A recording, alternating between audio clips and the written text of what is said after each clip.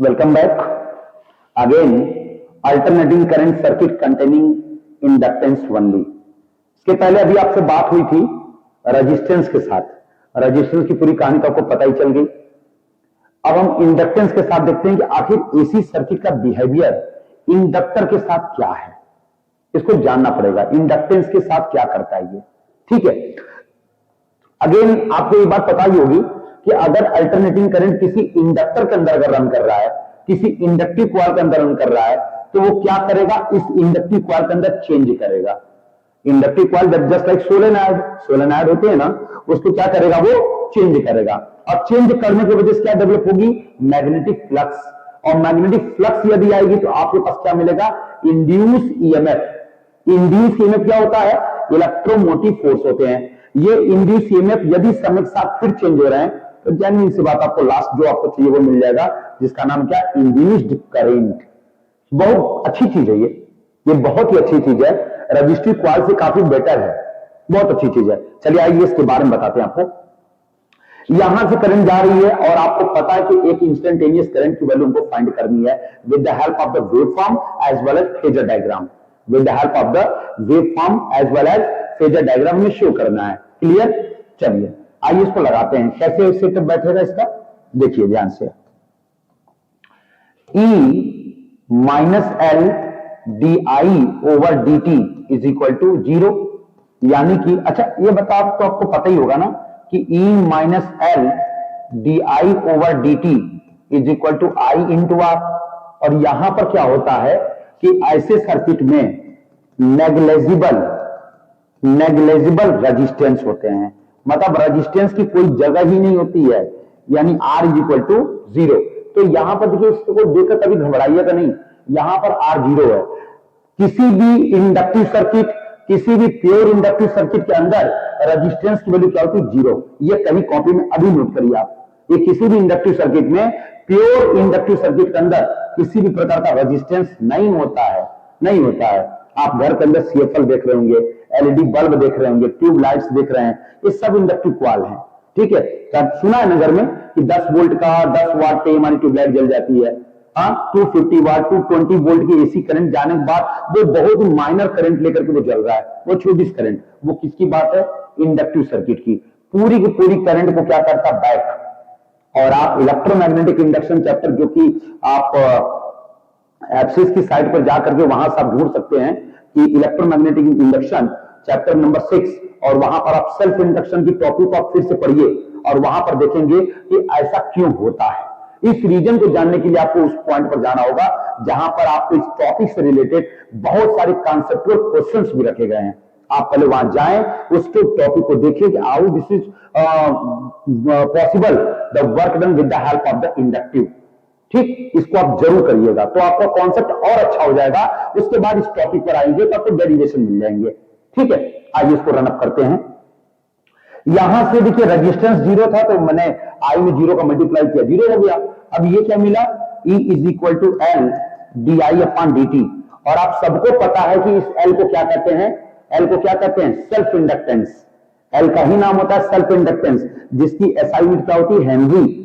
इसलिए बेटा जी आप सबसे रिक्वेस्ट है कि आप एप्सिस की साइट पर जाकर के इस चीज को आप वहां पर खोजें और वॉच करें वीडियो को, ठीक है।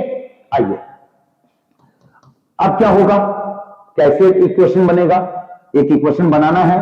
E is equal to L D I over D T, cross multiply करेंगे, ये क्या हो जाएगा, L D I is equal to E D T. यहां से डी आई को रोको, E D T upon L, ये क्या बन रहा है ये क्या बना, डी आई। अच्छा E की वैल्यू देखो आ गई, E naught sine omega T, जिसको मैं बार बार कह रहा हूं ये कोई मामूली वोल्टेज नहीं है। इस वोल्टेज का नाम ये अल्टरनेटिंग वोल्टेज, जो समय के साथ अपने फंक्शन को क्या कर रही है, चेंज। जो समय के साथ क्या कर रही है, अपने फंक्शन को चेंज कर रही है, plus minus plus minus plus minus. और this is called the periodic function as well as this is also known as simple harmonic motion. इसको क्या बोला गया है, सिंपल हार्मोनिक मोशन, जो अपने फंक्शन को पेरियोडिकली क्या करे, चेंज करे, ठीक है। आइए तो ये हुआ E naught sine omega T को हम यहां रखते हैं। यहां मैंने रखा E naught sine omega T by L. अब हम डी आई को सबको पता है, एक बार सारे बच्चे बता दें कि डी आई को हमको आई बनाने के लिए डिफरेंशिएट करना पड़ता है या इंटीग्रेट करना पड़ता है? क्या करना पड़ता है, डिफरेंशिएट या इंटीग्रेट, क्योंकि हमको चाहिए करंट, ये चाहिए, और आपके पास डी आई आ चुका है, सबको पता है कि सर जी हम इसको इंटीग्रेट करेंगे। क्यों करेंगे इंटीग्रेट? क्यों? क्योंकि ये क्वाल इंडक्टिव क्वाल है, ये कब बैक करता है करंट को? जब ये अपनी मैक्सिमाइज करंट ले लेगा। एलईडी जल गई, ट्यूबलाइट जल गई, वो ट्यूबलाइट अपने मैक्सिमम करंट को जल गई, तो वो क्या करेगा, बाकी के वोल्टेज को with the help of the choke coil के थ्रू क्या करता है, रिवर्स करता है, और वो करंट फिर वापस कहां पहुंचेगी, सोर्स की तरफ। इसी लॉ को, जो करंट रिवर्स हो जाती है, जो वोल्टेज रिवर्स हो जाती है, इसी को तो कहते हैं लेंजला, इसी को कहते हो लेंजला ना, कि जिससे वो बना, जिससे वो चला, जिससे वो मैक्सिमाइज हुआ, लास्ट में थोड़े मिनट के बाद वो क्या करता है, बैक करता है। ठीक है, ये चीजें हैं, तो वो चीज आपको दिख रही है। देखिए माइनस एल लगा हुआ है, देखिए डी आई लगा हुआ है, डी टी लगा हुआ है। ठीक, तो क्या करें, इंटीग्रेट, ये लीजिए इंटीग्रेट कर दिया। ये देखिए E naught sine omega T by L, और ये आपके पास डी टी लगा हुआ है, फर्स्ट क्लास आ रहा है। ठीक, अब ये क्या बनाने जा रहा है, जरा ध्यान दीजिएगा सभी लोग, बहुत प्यारा डेरिवेशन है। डी आई क्या बनने जा रहा है, आई, क्या हम हटाएंगे, ई नॉट कांस्टेंट, और एल भी क्या है, कांस्टेंट, अंदर इंटीग्रेशन दे दिए, क्या, sign omega T into D T, ये आई हुआ, ई नॉट बाई एल हुआ।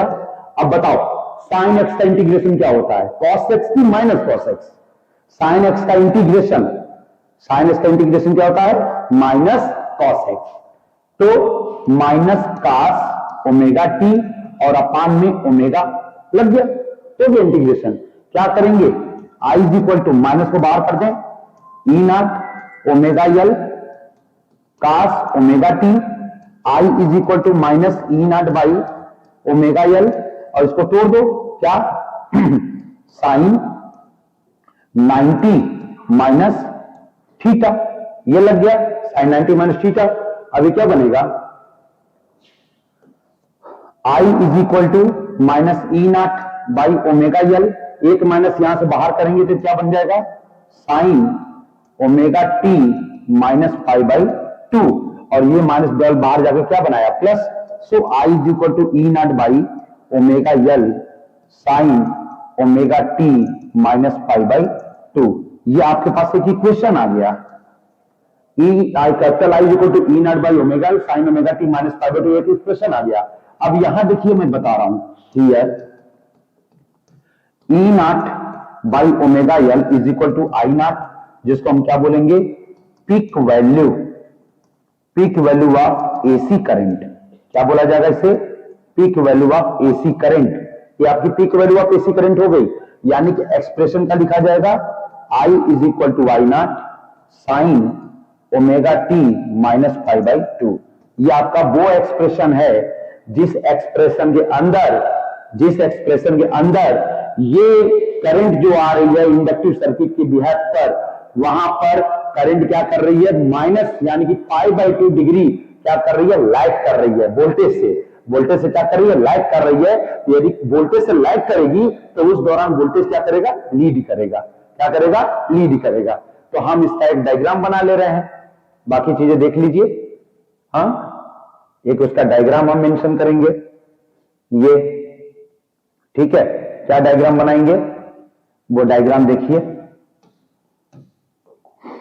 ये रहा आपका वोल्टेज, ये क्या है आपका वोल्टेज ओमेगा टी के फॉर्म में, ये ई हुआ, ये आई।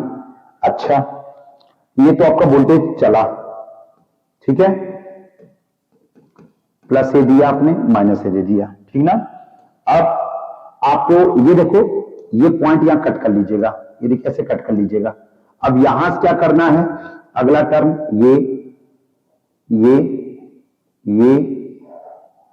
ये जा रहे हैं। मतलब आप देखिए ना, यहां से वोल्टेज ऐसे जा रहा है, ऐसे जाते हुए ऐसे जा रहा है, यानी कि ये कितना डिग्री आगे बढ़ा, 5 पाई बाई 2। कहां से स्टार्ट हो रहा है, आगे से। तो इन दोनों के बीच में कितने का डिफरेंस मिल गया, पाई बाई 2 का डिफरेंस हो रहा है इन दोनों बीच में। आपको मैं बता दूं कि जो ग्रीन वाली है ये आपका ई नॉट है और ये आपका क्या है आई नॉट। ठीक है, तो वोल्टेज क्या कर रहा है इन दिस सर्किट, वोल्टेज क्या करेगा, वोल्टेज करेगा लीड, वोल्टेज लीड करेगा कितना angle pi by 2, but current क्या करेगा, करंट करेगा लैग कितना एंगल पाई बाई 2 डिग्री। ये याद होना चाहिए आपको।